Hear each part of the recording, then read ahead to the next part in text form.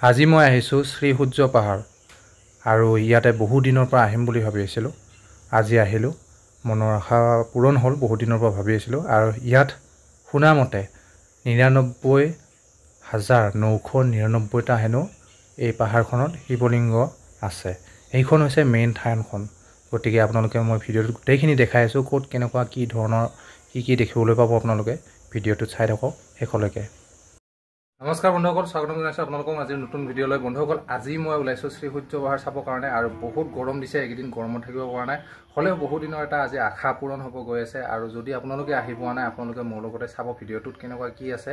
আৰু ময়ো সেই মন্দিৰটোৰ বিষয়ে ইমান ভালকৈ নাজানো যদিও কিন্তু মই চাব যাব ওলাইছোঁ, কাৰণ বহু দিনৰ পৰা যেতিয়াৰ পৰা নাম শুনি আছিলোঁ আৰু চাব যাম বুলি বহুত আশা আছিল, কিন্তু সেই আশাটো আজি পূৰণ হ'ব গৈ আছে। গতিকে গৈ লওঁ, আপোনালোকেও মোৰ লগতে চাই থাকক আৰু কোনে কোনে বাৰু আহি গৈছে এই শ্ৰীসূৰ্য পাহাৰত ভিডিঅ'টোত আপোনালোকে ধুনীয়া এটা কমেণ্ট কৰি জনাবলৈ নাপাহৰিব। চ' বলক এতিয়া আমি ওলাওঁ তাতলৈকে।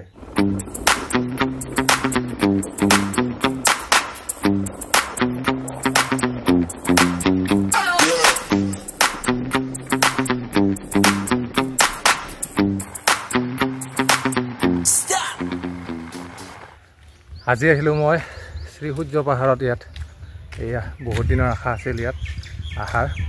আজি আহিলোঁ, এতিয়া আহি আছোঁ আৰু এতিয়া জাষ্ট এণ্ট্ৰি হৈছোঁ গেটৰ পৰা। ওপৰৰ পৰা কেনেকুৱা কি আছে দেখা নাই, গৈ পেলাই চাওঁগৈ ওপৰত। গৈ আছোঁ এতিয়া, সেই প্ৰথম কিবা এটা পাইছোঁ, জিৰণি চৰা।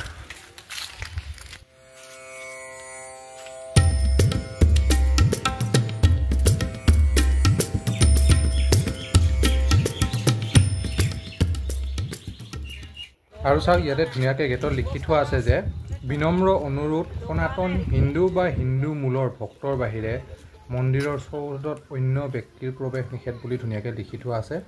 চ' গতিকে অকল আমাৰ ইয়াত সনাতন হিন্দু বা হিন্দু মূলৰ ভক্তসকলেহে ইয়াত প্ৰৱেশ কৰিব পাৰে। প্ৰত্যেকখন গেটৰ ইয়াৰ সন্মুখত ধুনীয়াকৈ লিখি থোৱা আছে।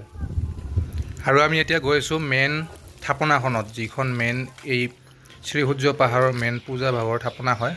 আৰু এতিয়া তাত গৈ আছোঁ, এইফালে গেটটো আছে, এই গেটটোৰ ভিতৰত যাব লাগিব আমি। চ' গৈ লওঁ, কেনেকুৱা কি চাই লওঁ বাৰু।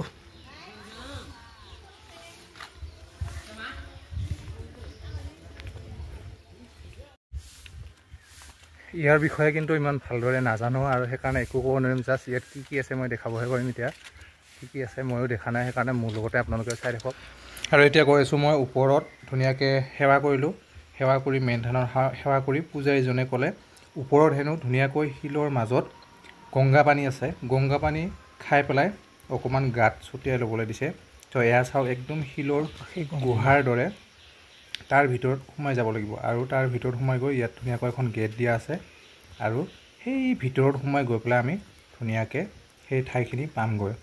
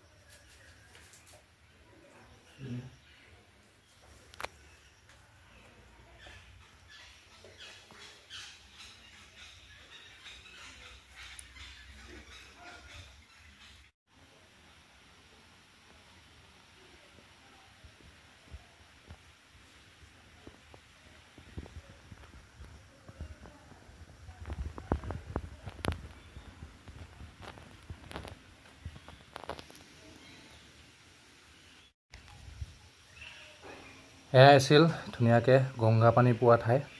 আৰু এতিয়া আমি গংগা পানী খাই মেলি ইয়াৰ পৰা বাহিৰত যাওঁ, কিবা দেখা পাওঁ নেকি। কিন্তু গৰমটো ইমান গৰম দিছে, অশান্তিকৰ গৰম, কি কৰিম। সেইকাৰণে বহুত অশান্তিও পাই আছোঁ আৰু এতিয়া তললৈ গৈলোঁ প্ৰথমতে আৰু এইবোৰ ধুনীয়াকৈ এনেকুৱা চাইডে চাইডে শিল আছে চাওক একদম ধুনীয়াকৈ শিলৰ মাজত এই গংগা পানীখিনি পোৱা যায়।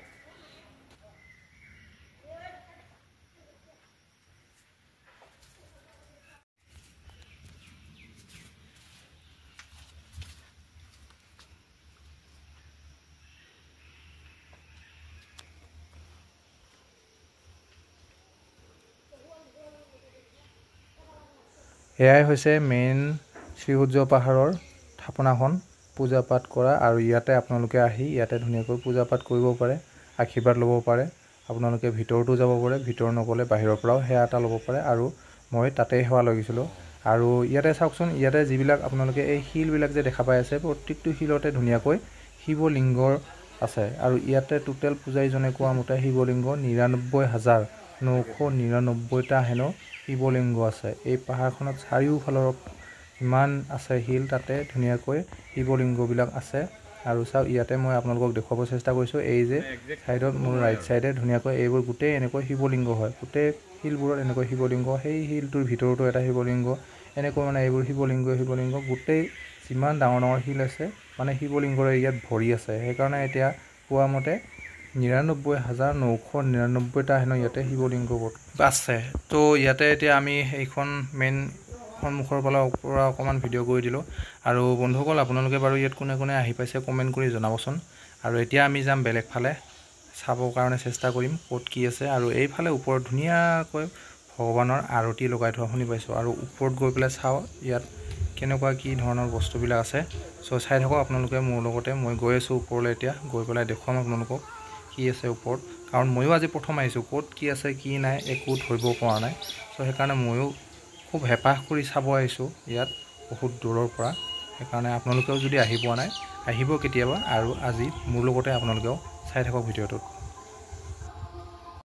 তো বন্ধুসকল ভিডিঅ'টোত এইখিনিতে মই অকণমান ভিডিঅ'টো মুড কৰি দিছোঁ, কাৰণ যিটো মিউজিক চলি আছে হয়তো মোৰ ভিডিঅ'টোত কপিৰাইটো আহি যাব পাৰে। চ' সেইকাৰণে মই ভিডিঅ'টোত বাকী বেকগ্ৰাউণ্ড চাউণ্ডখিনি মুড কৰি দিছোঁ আৰু চাই থাকক, ওপৰলৈ গৈ আছোঁ।